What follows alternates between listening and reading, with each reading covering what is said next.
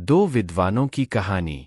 एक समय की बात है, एक गांव में एक गुरु रहते थे, जिन्हें खबर हो गई कि एक अन्य नगर में एक और विद्वान आए हुए हैं। वे अद्भुत ज्ञान के मालिक थे और आगे बढ़ने के लिए सबकी सहायता कर सकते थे। ये खबर सभी को बहुत पसंद आई और सभी लोग उस नगर में उनसे मिलने के लिए जुआने लगे। इन दो विद्वानों की राजा को पता चलते ही वहां का राजा उनसे बात करने के लिए अपने दरबार में बुला ले आए। राजा ने दोनों विद्वानों से अपने राज्य में ज्ञान का प्रचार करने का आग्रह किया। दोनों विद्वान ने राजा के आह्वान को स्वीकार किया और उन्होंने राजा के सामने आगे जाकर कहा, आपके सामर्थ्य के लिए हमें गर्व महसूस हो रहा है। महाराज, हम आपकी सेवा में हमारा सर्वोच्च कर्तव्य मानने के लिए तत्पर है। राजा ने खुशी से भरे होठों से कहा, तुम्हारे सामान्य भाषा में जनता को समझाओ। पहले विद्वान मुस्कुराते हुए बोले, अच्छा महाराज, हम आपके राज्य के राजा और प्रजा के बीच बातचीत को सुगम बना सकते हैं। राजा ने आश्चर्यचकित होते हुए कहा, मुझे बिल्कुल आश्चर्य हो रहा है कि तुम कैसे कर सकते हो।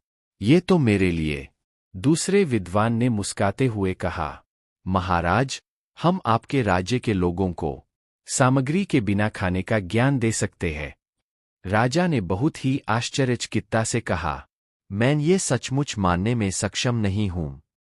कृपया मुझे बताओ, तुम इस बात को कैसे संभव कर सकते हो।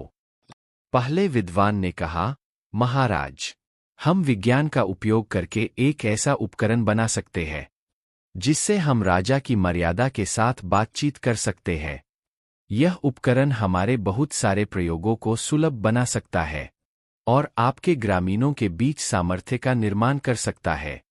दूसरे विद्वान ने कहा, महाराज, हम खाना खाने की जरूरत के बिना एक ऐसा प्रयोग बना सकते हैं जिससे खाने की जगह नहीं होती है।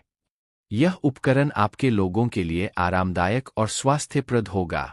ये सब सुनकर राजा बहुत प्रभावित हो गए और उन्होंने दोनों विद्वानों का स्वागत किया और अपने राज्य में इन उपकरणों का प्रचार कार्य करने के लिए उन्हें सौभाग्य दिया।